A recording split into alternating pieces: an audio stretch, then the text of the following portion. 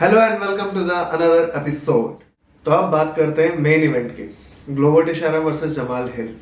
अब ये फाइट इतने इंटरेस्टिंग सिनेरियोज में फिक्स हुई है कि यूएफसी से लेके फैन से लेके फाइटर से लेके किसी ने प्रिडिक्ट नहीं किया होगा कि ये दोनों फाइटर रिंग में लाइट हैवीवेट चैंपियनशिप के लिए फाइट करेंगे। क्योंकि ग्लोवर टेशारा जो कि अभी रिसेंटली यूरी प्रोहास्का से अपना मैच हारे थे और वो उन दोनों के बीच में एक रीमैच होने वाला था, बट यूरी प्रोहास्का को एक शोल्डर इंजरी के चलते उन्होंने टाइटल वेकेट कर दिया और उसके बाद फिर ग्लोवर टेशारा के पास एक अपॉर्चुनिटी आई थी कि वो मैगोमेड एनक्लेव यही शायद नाम है, तो उनसे वो फाइट करे और चैंपियनशिप बेल्ट के लिए, जिसको इसने ग्लोवर टेशारा इन्होंने मना कर दिया कि नहीं, इतने कम टाइम में वो उनसे फाइट नहीं करेंगे। और उसके बाद यूएफसी के पास ऑप्शन बचा कि वो मैगोमेड एनक्लेव को किसी और के साथ फिक्स करे। तो वहां पे आते हैं यान ब्लहोविच। इन दोनों के बीच में जब फाइट फिक्स होती है तो ये सिनेरियो ऐसा था कि इन दोनों में से जो भी जीतेगा वो लाइट हैवीवेट चैंपियन बन जाएगा। और उसके बाद ग्लोवर टेशारा, उस मैच के बाद सीधे ग्लोवर टेशारा जो भी चैंपियनशिप मैच जीतेगा, जो भी चैंपियन बनेगा, उसके साथ ग्लोवर टेशारा फाइट करेंगे चैंपियनशिप बेल्ट के लिए। बट ट्विस्ट वहां पे आया कि 5 राउंड के बाद जब जजेस ने अपना डिसीजन दिया तो उन्होंने डिसीजन ड्रॉ दिया। अब यूएफसी को भी नहीं पता था कि ग्लोवर टेशारा किसके साथ फाइट करेंगे, क्योंकि ड्रॉ है, कोई भी चैंपियन नहीं था। चैंपियनशिप अभी भी वेकेट थी, किसी के पास भी चैंपियनशिप बेल्ट नहीं था। तो यूएफसी को भी नहीं पता था।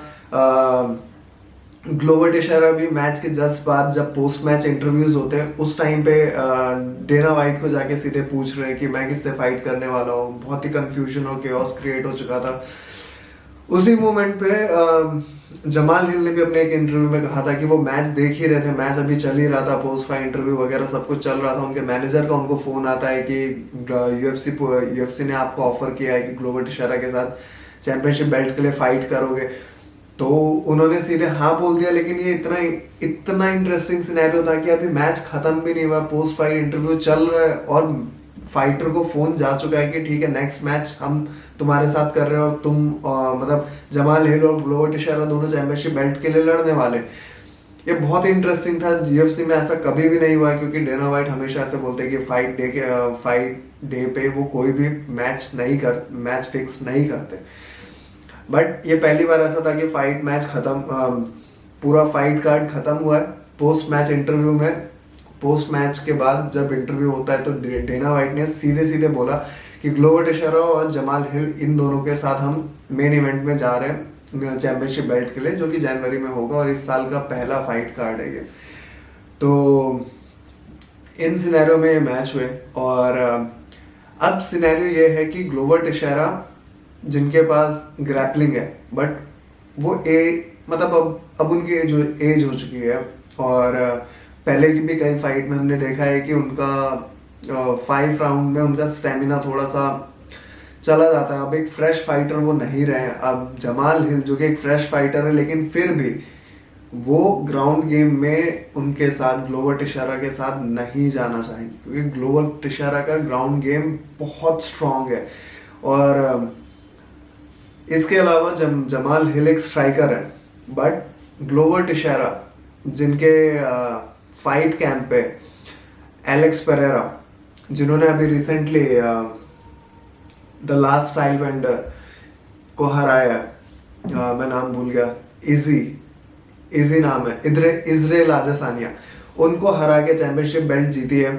तो उनके पास जो नॉकआउट पावर है वो जमाल हिल से भी ज्यादा है। और वो जमाल हिल को इतने अच्छे से काइंड ऑफ कॉपी कर सकते हैं या फिर इम्पर्सनेट कर सकते हैं, क्योंकि जमाल हिल भी साउथपॉ है और एलेक्स परेरा भी साउथपॉ है और दोनों के पास नॉकआउट पावर है। बट एलेक्स परेरा के साउथपॉ मतलब लेफ्ट हाथ में जितनी पावर है वो भी यूएफसी रोस्टर में किसी के पास नहीं है। तो ये एक एडवांटेज है ग्लोवर टिशेरा के पास। और दूसरा एडवांटेज है उनकी ग्रैपलिंग, उनका एक्सपीरियंस, जो उनको इतने सालों का एक्सपीरियंस है 5 राउंड के फाइट्स का, मेन इवेंट्स का, चैंपियनशिप राउंड्स का, तो वो एक बहुत बड़ा मेजर फैक्टर होगा। बट फिर भी जमाल हिल अभी रिसेंटली उन्होंने ये चीज दिखाई। रिसेंटली उनका जब मैच था, जो लास्ट मैच था थियागो सैंटोस के साथ, तो उसमें उन्होंने उससे पहले तक उन्होंने सिर्फ 3 राउंड के फाइट्स खेले थे। उस मैच में उन्होंने दिखाया कि वो 3 राउंड के आगे भी उनका एंड्योरेंस, उनका स्टेमिना उनके साथ रहता है। और वो 4th राउंड में उन्होंने थियागो सैंटोस को नॉकआउट किया था। तो ऐसा नहीं है कि वो 5 राउंड के लिए तैयार नहीं है, बट लेकिन ग्लोवर टिशेरा भी एक ब्राजीलियन फाइटर है। वो अपने होम कंट्री में होम क्राउड के सामने लड़ेंगे, तो होम क्राउड का भी सपोर्ट होगा, बहुत ज्यादा मेंटल प्रेशर होगा। जमाल हिल ट्रैवल करके बाहर से आ रहे होंगे, ग्लोवर टिशेरा वहीं पे उनका कैंप है और वो ज्यादा ट्रैवल भी नहीं कर रहे होंगे, उनको जेट लैग वगैरह भी नहीं होगा। तो ये एक एडवांटेज है ग्लोवर टिशेरा को, एक क्या काफी एडवांटेज है ग्लोवर टिशेरा को।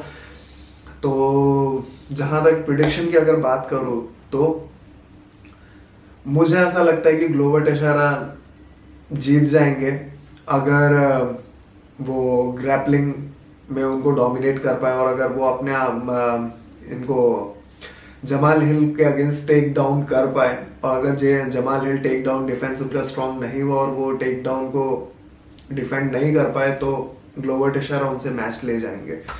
और चाहूंगा भी यही कि ग्लोवर टिशेरा मैच जीते, क्योंकि अब वो काइंड ऑफ अपने रिटायरमेंट के स्टेज पे आ रहे हैं। तो चैंपियन बन के रिटायर होना ये उनकी लेगेसी के लिए बहुत अच्छा होगा।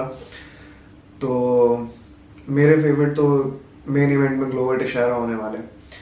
आपके कौन फेवरेट्स हैं, आप कमेंट सेक्शन में मेरे को बता सकते हैं। और प्लीज वीडियो को पूरा देखें, लाइक करें, शेयर करें, सब्सक्राइब करें। Thank you.